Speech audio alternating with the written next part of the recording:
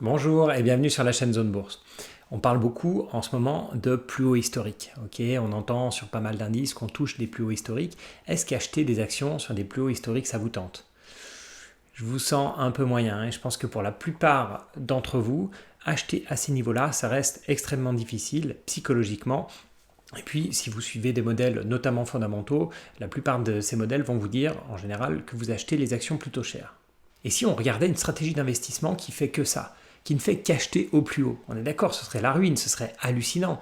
On achèterait toujours trop cher, on achèterait toujours au plus haut, il y a forcément des baisses derrière, donc on aurait une stratégie qui serait un désastre. Eh bien, c'est pas si sûr.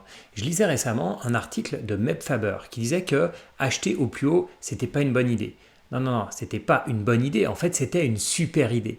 Parce qu'il l'a testé, il a fait l'étude en regardant depuis 1920, les années 20, sur les actions, ce que ça donnait d'être investi en actions à chaque fois qu'on était au plus haut, qu'on dépassait un plus haut, on en sortait dès que ça commençait à baisser, et dès qu'on était en phase, donc on était en dessous d'un plus haut, on était investi dans des obligations.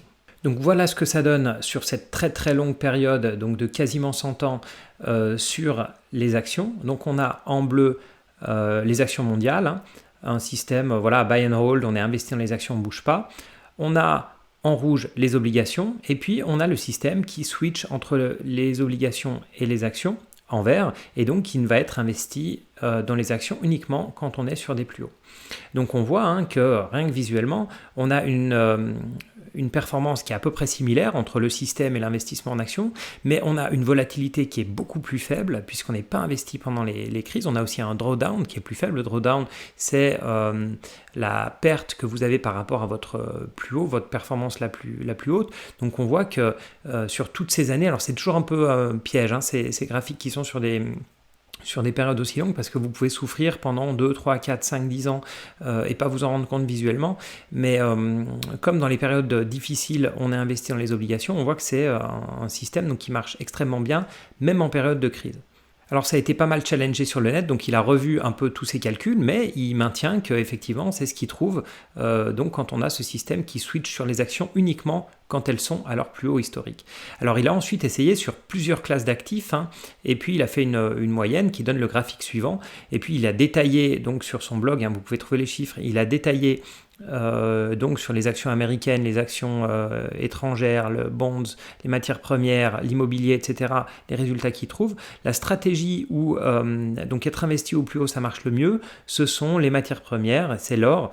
Et c'est vrai que ce modèle, après tout, c'est que du suivi de tendance, c'est que du trend following, alors où on rentre dans la tendance très tard, puisque c'est uniquement quand on passe un nouveau plus haut, mais c'est vrai que les tendances, ça marche bien sur le marché des matières premières, et donc là, on voit qu'à la fois, ça augmente d'à peu près 50% la performance, et ça diminue de moitié la volatilité. Donc ça fait vraiment des différences énormes en termes de gestion de portefeuille.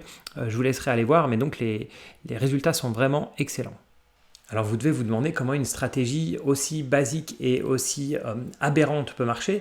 Alors c'est pas une stratégie aberrante parce que comme je l'ai dit, c'est du suivi de tendance. La seule différence c'est qu'on rentre dans la tendance tardivement puisque c'est uniquement quand on passe un plus haut. Mais donc on est d'accord pour dire que le signal d'achat il n'est pas optimisé. On peut probablement trouver mieux. Et puis on sort toujours sur une perte puisqu'on sort dès qu'on est plus sur un plus haut historique.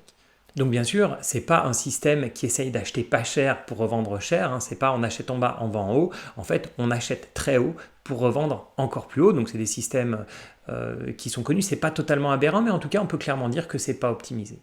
Alors pourquoi est-ce que ça marche aussi bien? En fait, ce système il marche aussi bien parce qu'il applique à la lettre et de manière sûrement trop stricte deux principes extrêmement importants en gestion de portefeuille, en trading, en investissement, qui sont de laisser courir ses gains et de couper ses pertes, et c'est exactement ce que fait ce type de système. Laisser courir ses gains, forcément, puisqu'on reste investi, tant qu'on est au plus haut, là on respecte parfaitement la règle, et puis couper ses pertes, c'est aussi ce qui est fait de manière extrêmement rapide, puisque dès qu'on est plus au plus haut, on sort de l'investissement action pour rentrer en obligation. Voilà, dites-moi ce que vous pensez de cette étude et de ce système d'investissement.